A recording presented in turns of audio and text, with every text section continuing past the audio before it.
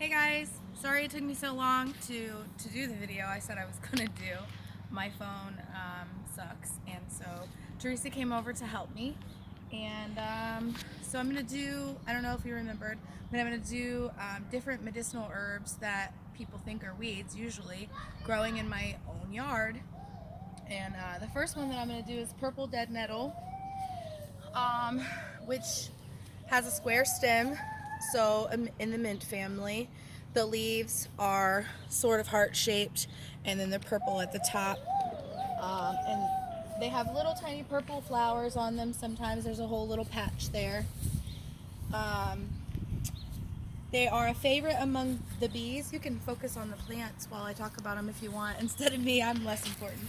There's my fat cat Larry. He's interested in what's going on. So the herb and the flower are used fresh or dried. They are astringent, diuretic, they're purgative. You can make a decoction with them. They can be used for hemorrhage. If you bruise the leaves and apply them to wounds or bites or stings, they can be helpful.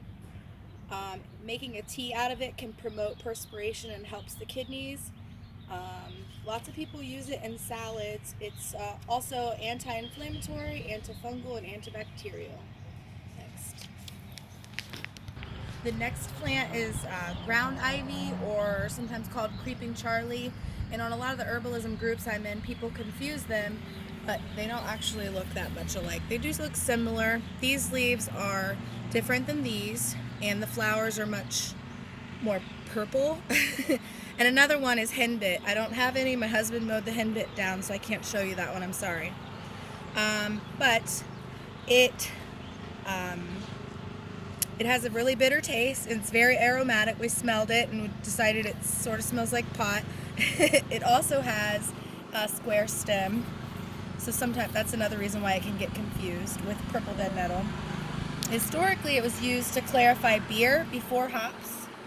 Sorry, my neighbor's mowing the grass. The whole herb can be used medicinally. It's also a diuretic and astringent, and it's a gentle stimulant. It's useful in kidney disease and indigestion. Yeah, go ahead. It's a good remedy for coughs and headaches, especially from congestion. If you make a poultice with yarrow or chamomile, the flower is useful for boils, abscesses, and tumors. And it is called gill tea. And so to make it, you would just add an ounce of herb to a pint of boiling water and sweeten it. Done. This plant here, it's kind of difficult to see on camera. I did it before. It's real stringy. It has little tiny baby flowers, and if you let it grow, the flowers get a little bigger, but not much. It's called hairy bittercress. It tastes like broccoli to me. I like it. It just is loaded with lots of vitamins and has sulfur containing compounds in it, which are good for boosting immunity. And people just add it to salads like a microgreen, and it's good. Done. Taste one. Tastes exactly like broccoli. I do dandelion, which I let these babies grow real big, and I'm gonna pick them and eat. We're gonna eat them or tincture them or something. I don't know. The kids like to pick the heads of them and eat them. Everyone knows what dandelion is, but the whole plant can be used. The juice in the root is the most potent medicinal part of the plant. But right now, so we have to talk about when it's best to harvest things. And it's different for different plants, but usually the rule is when it's flowering, most of the energy, the healing energy, is in the flower.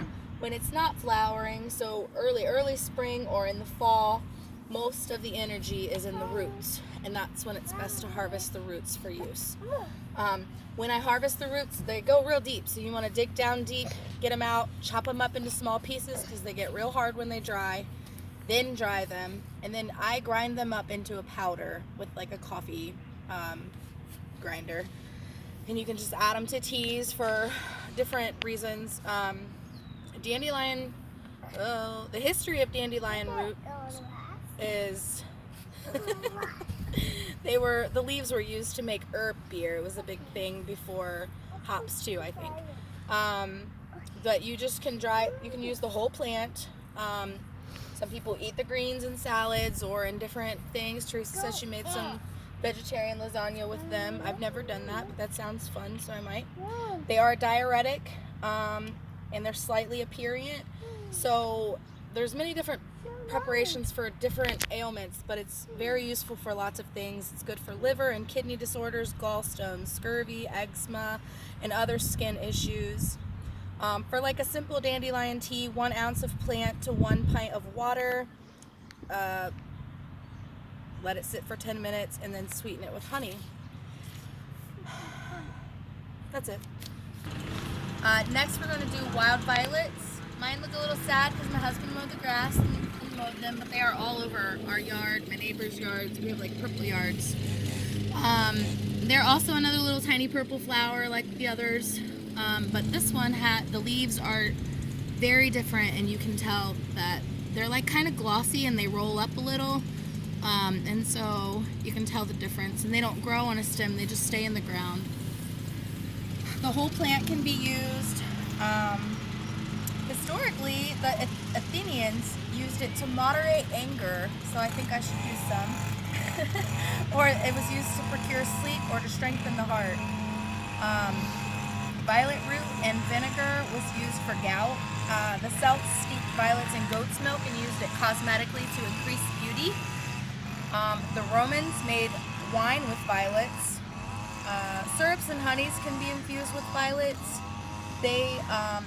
It has a slightly laxative property. British Pharmacopoeia says that 1/2 to 1 teaspoon of syrup can be given to infants as a laxative. A tincture is useful for coughs or hard breathing, as well as rheumatism. The leaves have been used for treating specific cancers, both internally as a tea or externally as a poultice. That's it. So I actually took a bunch of violets that Ava, my little girl, and I harvested, and I made an oxymel with it, which was one of the things that I saw on one of the groups. I'd never made one before. It's half honey, real raw honey, local honey, and half apple cider vinegar, organic. And you'll just take like a teaspoon or whatever for any of the things that I just mentioned. And I think that I just wanted to try it. I don't know that I'll like it. I don't particularly like apple cider vinegar, so it's just an experiment. That's why it's not a whole thing. That's it. Next is plantain. You might have to come closer to see the 2 different kinds. So this is plantain, regular. It's sort of like an egg-shaped leaf, and the veins go from the center out all the way around. This is broadleaf plantain, and it's longer and wider, and they just kind of grow together.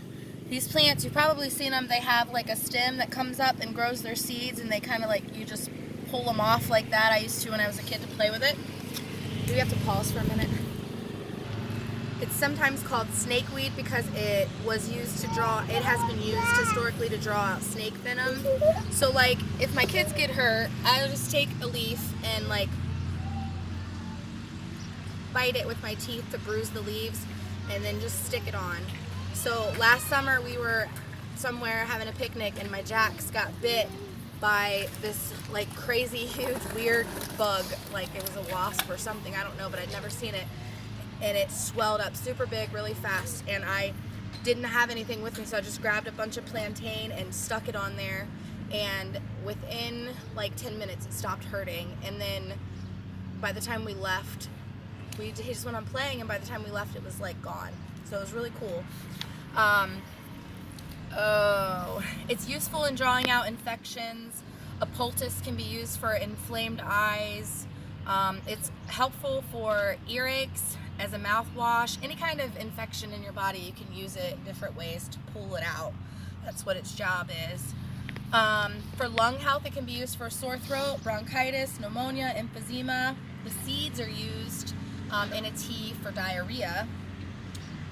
It's indicated for hepatitis or jaundice or inflamed kidneys or a bladder infection. Pause.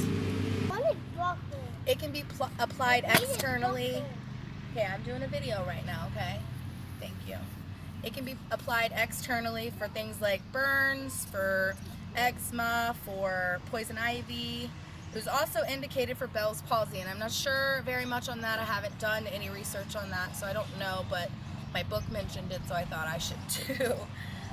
There's different preparations for different uses, so if you're interested in using it, you know, I can look up in the book or whatever what is best for what, or you can. That's it for that one. Next is clovers, which if you get really close, you'll see that clovers have this little, there are other plants that have the same sort of leaves that grow like this, and we always look for 4-leaf clovers or whatever, but there are similar plants with different names. Clovers have this little line that goes sort of in a V on their little leaves, and that's how you know it's a clover. There are white clovers and red clovers, and red clovers specifically, I don't know which these are. My husband mows the grass and they get killed before they become flowers, but they're indicated for like a lymphatic cleaner, first of all, which is really good for irritated throat and lungs. They've been used in mastitis or for stomach acidity. You guys love me. They've also been used for like cold sores or ulcers, whooping cough, and I use it in a blend that I make for women, you know, monthly, during their monthly cycle, and it helps with like just cramps, and it's a hormone regulator is what it is. It is used in menopausal women also because of that, but because of the estrogen like effects that it has on the body, it should not be used during pregnancy or breastfeeding.